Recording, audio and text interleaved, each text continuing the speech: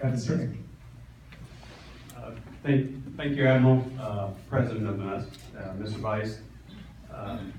When I approached you with this request, I was honored that you would allow me to say these words to a Navy captain aviator who's fighting brain cancer at Bethesda right now.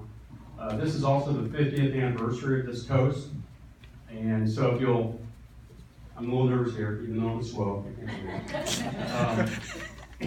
So if you'll indulge me to do the preamble, so you have a little idea of what this is all about.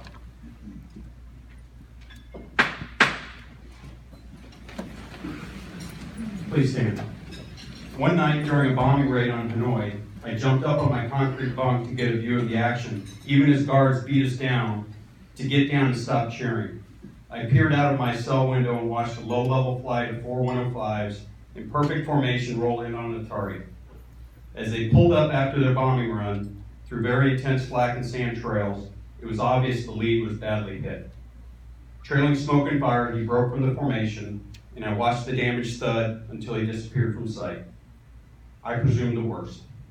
As I lay there in the cell reflecting on that image, I was moved to compose a toast to the unfortunate pilot and all those who had gone before him.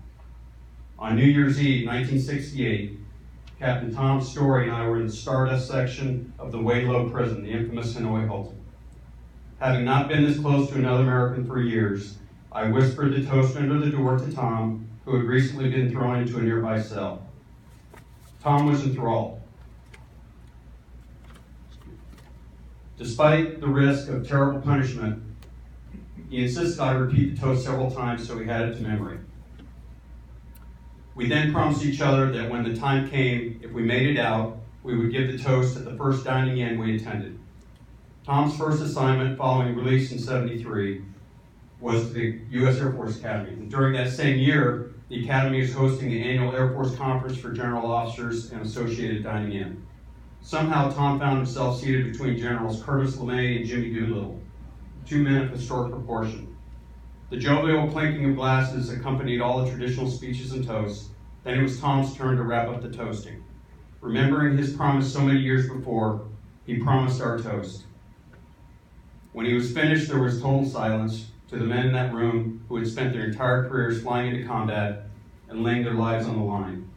It was a stunning toast and one they would never forget. So if you'll join me at the end when I finish this.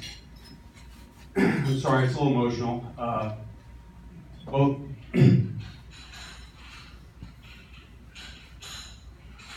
these men mean a lot to me, and they've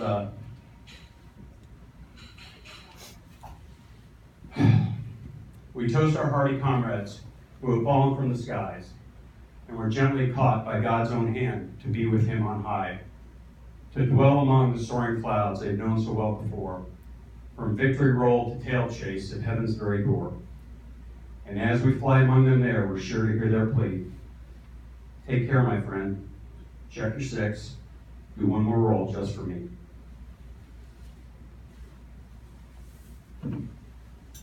To the fallen. To the fallen.